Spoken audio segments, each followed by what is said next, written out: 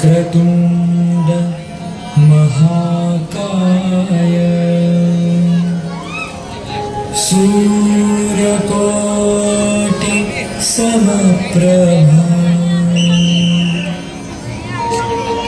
निर्विघ्नं कुरु मे देव सर्वकार्येषु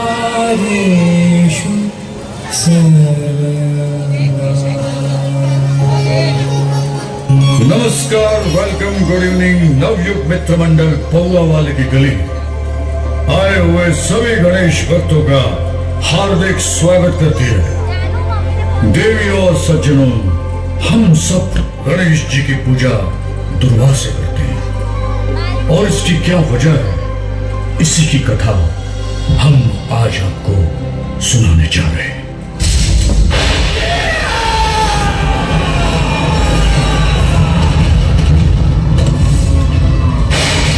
अंगनासुर नामक एक दैत्य था जिसे अपनी माता सौंदर्यवती नर्तकी तिलोत्तमा का वरदान था कि किसी भी अस्त्र शस्त्र से उनका वध संभव नहीं होगा।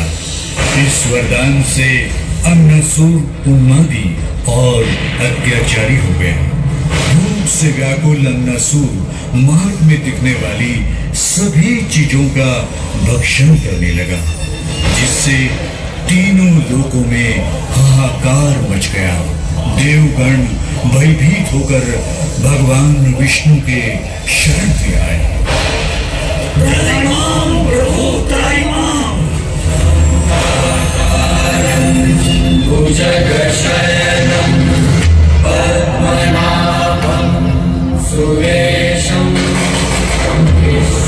क्या बात है देवगण, तुम सब इतने व्याकुल क्यों दिखाई दे रहे हो?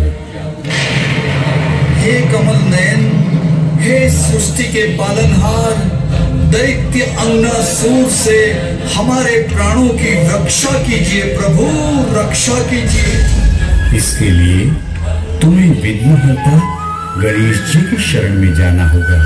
वे ही इस दानों से तुम्हारी रक्षा करेंगे। विष्णु जी के कहने पर देवगणों ने श्री गणेश जी की आराधना की।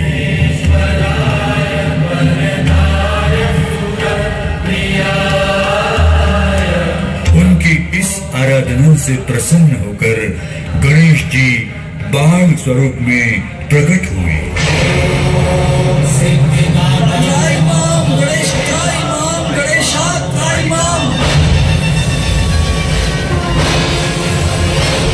हे देवगणों, हम तुम्हारी आराधना से प्रसन्न हुए।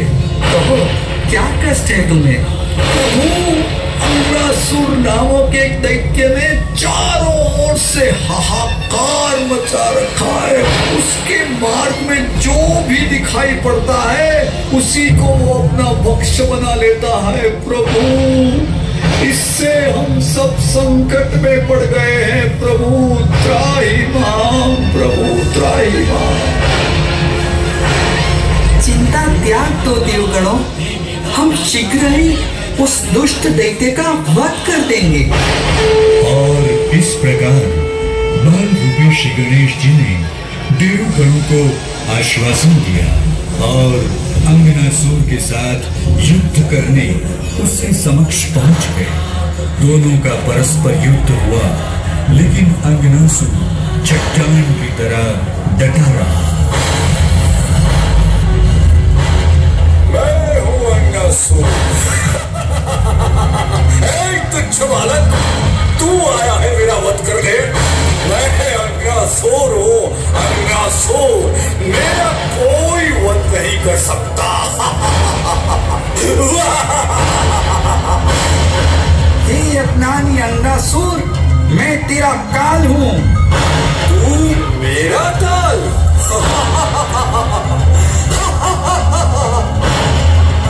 उसने हर प्रहार का निडरता से सामना किया और तभी आकाशवाणी हुई। हे बाल विराट रूपी गणेश, अंगनासुर किसी भी अस्त्र शस्त्र से मारा नहीं जा सकता, क्योंकि वे अपनी माता तिलोत्मा की उपज है तथा तिलोत्मा का अपने इस पुत्र को दिया हुआ वरदान ही उसका सुरक्षा कवच है। जिस प्रकार माता पार्वती ने अपनी अस्मिता रक्षण के निमित्त आपको घड़ा था, उसी प्रकार माता तिलोत्मा ने यमराज से अपनी अस्मिता रक्षण के निमित्त अंगनासुर को घड़ा है। इस आकाशवाणी को सुनकर बाल विराट रूपी श्री गणेश धर्म संकट में पड़ गए, किंतु अंगनासुर की असुरी प्रवृत्ति से उन्हें देवगणों की रक्षा भी तो करनी थी। तभी उन्हें एक युक्ति सूझी। तू मेरा अंत करेगा? मैं अंगनासुर हूँ, अंगनासुर। मेरा अंत हो नहीं सकता, न शस्त्र से न अस्त्र से। इन तीनों लोकों में मुझे कोई नहीं मार सकता।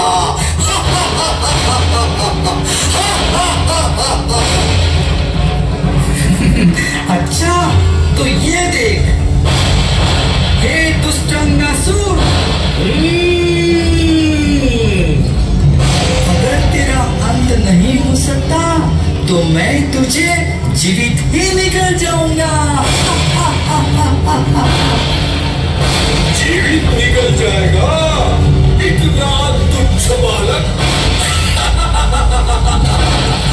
बता बता, कैसे निकलेगा तू मुझे?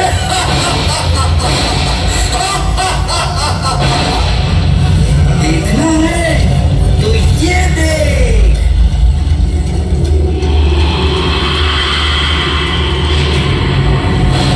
नहीं नहीं, बचाओ मुझे, कोई बचाओ, बचाओ, अगर बचाओ, मुझे बचाओ। और इस तरह विराट रूपी विघ्नहर्ता श्री गणेश जी ने अंगनासुर को अपने उदर में खींच लिया।